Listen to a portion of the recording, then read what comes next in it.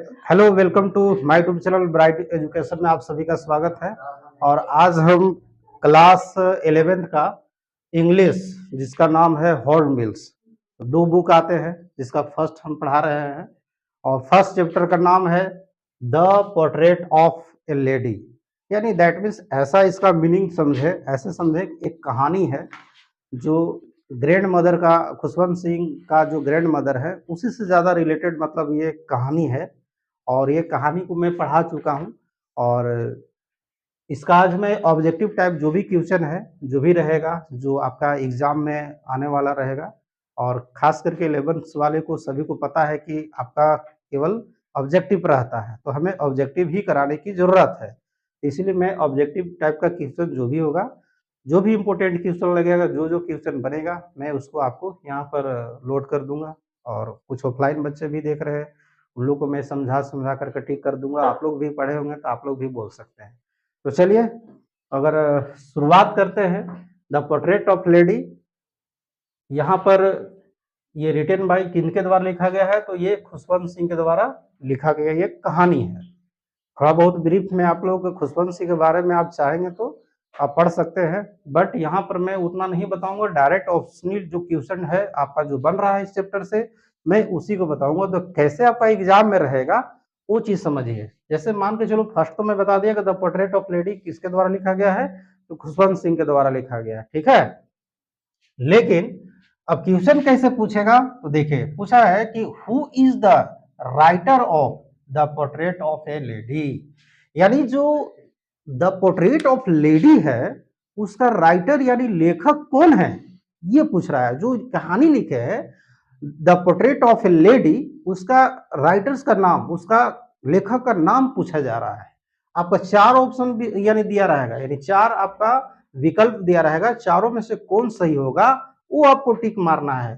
तो I think पहला तो मैं बता ही चुका हूं, क्या एच हेमेल होगा, या खुशवंत सिंह होंगे, या विलेजर्स होंगे, या ग्रैंड मदर होंगे, यानी गार्डेनर होगा। सॉरी, ग्रैंड मदर नहीं है, गार्डेनर होगा।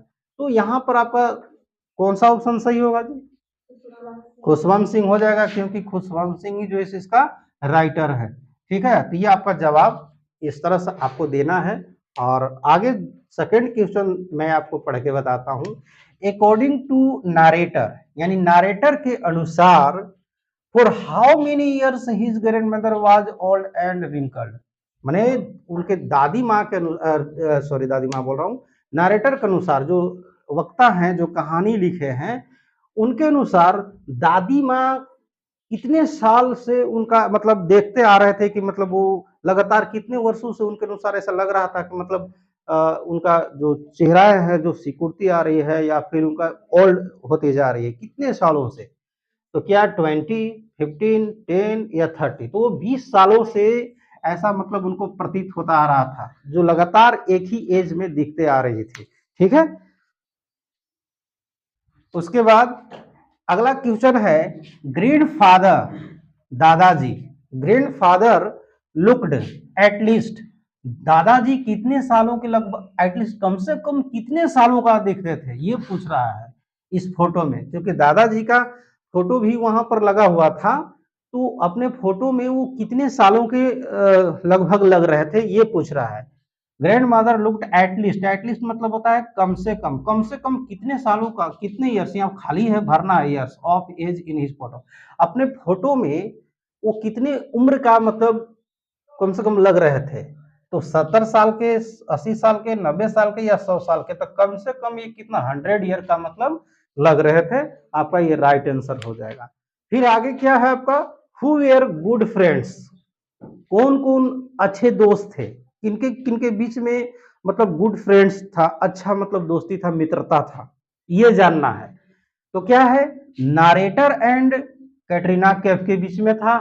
कभी कैटरीना कैफ का नाम आया है कहानी में? नहीं ना, ये तो हो जाएगा आपका गलत। क्या हो जाएगा ये? गलत।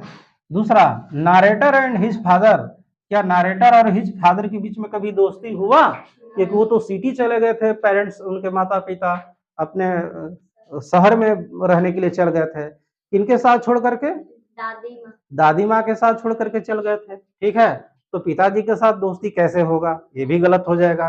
फिर नारेटर एंड हिज मदर, क्योंकि अभी मैंने तुरंत बताया कि पेरेंट्स यानी माता पिता दोनों शहर चले गए थे, तो माता जी के साथ उनका लगाव नहीं था उतना अच्छा। तो था किनके साथ, ये narrator and his grand mother, इनके साथ साथ बहुत ही मतलब फ्रेंडशिप हो गया था, क्योंकि साथ में दादी माँ जो उनकी थी यानी खुशवंत सिंह का जो ग्रैंड मदर थी, वो हमेशा जगाती थी मॉर्निंग में और स्कूल के लिए तैयार करती थी और भोजन भी उनके लिए बनाती थी। और साथ ही साथ जो है सो चपाती भी कुछ जो है सो थिक चपाती, वो मोटा मोटा एकदम चपाती साथ के ले जाती थी, ठीक ना। ये इसमें कहानी में आप लोग को मैंने पढ़ाया हूँ। तो चलिए यहाँ पर ये सही हो जाएगा, narrator and his grandmother. Okay, अगला देखते हैं क्या है। Narrator's was staying with his, narrator जो थे स्टेइंग मतलब रुके थे, विथ हिज अपने किसके साथ मैंने रुके थे, विलेज में, when his parents move to city, जब उसके माता पिता शहर में चले गए थे तो गांव में नारेटर यानी जो खुशवंत सिंह थे वो किनके साथ रुके थे, ये प्रश्न है आपका यहाँ पर भरना है। तो maternal uncle, do you know what do you mean by maternal uncle? Anybody? मामा जी, समझते हैं ना, मामा जी बोला जाता है। तो मैटरनल अंकल या ग्रैंडफादर दादाजी या ग्रैंड मदर या दादी जी या नन ऑफ दिस, तो किसके साथ ठहरे थे वो खुशवंत सिंह, किनके साथ ठहरे थे, तो वे ग्रैंड मदर जी दादी जी के साथ उनको छोड़ दिया था, वहीं पर दादी जी के साथ गांव में रहते थे शुरुआती दौर में। चूंकि उनकी माता पिता का जब कहीं भी कोई शहर में जाते हैं तो भाई सिटी में अगर बसने जा रहे हैं तो पहले खुद से बसना पड़ता है, उसके बाद अपने फैमिली को ले जाया जाता है। उसके बाद देखिए नेक्स्ट क्वेश्चन क्या है आपका यहाँ पर, कहता है कि हु वाज द ना, कहता who was teaching the narrator's in school village, जो गांव का जो विलेज था, अरे गांव का विलेज बोल रहे हैं, जो गांव का जो स्कूल था उसमें कौन पढ़ाते थे, ये बताना है। कौन पढ़ाते थे बता सकते हैं, तो स्कूल टीचर पढ़ाते थे कि पेरिस्ट यानी पुजारी, या इंग्लिश बाबा पढ़ाते थे, या लखन सर पढ़ाते थे, कौन पढ़ाते थे, पुजारी पढ़ाते थे वहां के, ठीक है, याद रखिएगा। पेरिस्ट जो थे वो पढ़ाते थे गांव में, जो मंदिर में के पुजारी हुआ करते थे वो लेखक को पढ़ाते थे, ठीक है। आगे क्या है, इन विलेज, गांव में narrator used to write on a, गांव में नारेटर जो खुशवंत सिंह थे वो प्राय क्या चीज पर लिखा करते थे, ये बताना है।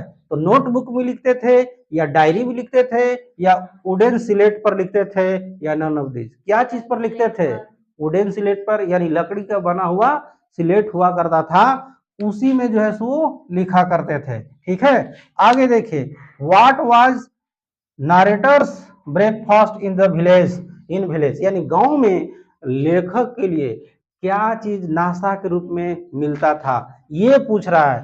तो ब्रेड मिलता था या पराठा मिलता था या थिक स्टील चपाती मिलता था या नन ऑफ दीज होगा, तो कौन सा होगा, यानी थिक स्टील, स्टील मैंने बासी होता है, चपाती एक रोटी का ही तरह मोटा मोटा जब होता है ना, उसी को बोलते हैं बड़ा बड़ा।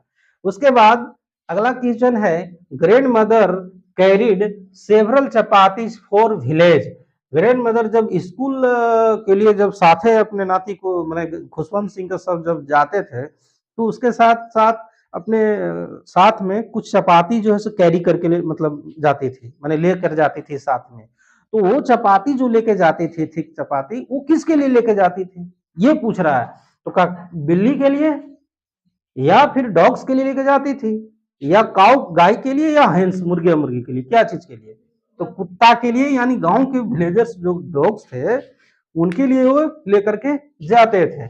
आगे है, where did narrator go for higher education, उच्च शिक्षा प्राप्त करने के लिए आखिर लेखक साहब कहाँ गए थे, ये पूछ रहे हैं, ठीक है। तो क्या दिल्ली गए थे, बंगलौर गए थे, या अब्रोड गए थे, या पुणे गए थे, ये है कंफ्यूजन। कहाँ गए थे, एब्रोड एगो शब्द आया था, विदेश गए थे पढ़ने के लिए, ठीक है।